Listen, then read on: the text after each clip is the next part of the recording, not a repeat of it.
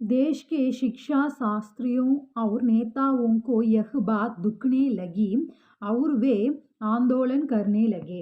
Desh K சிக்ஷா சாஸ்திரி நாட்டினுடைய கல்வியாளர்கள் தலைவர்கள் கல்விக்கு அந்த தலைவர்கள் எல்லாம் இருப்பாங்க இல்லையா, ஸோ அவங்கெல்லாம் வந்து மற்றும் நேதாவும் தலைவர்கள் நம்ம நாட்டினுடைய தலைவர்கள் எல்லாம் இருந்தாங்க இல்லையா, யஹ் பாத் இந்த விஷயம் அவங்களுக்கு ரொம்ப கஷ்டத்தை கொடுத்தது, துக்கத்தை தந்தது.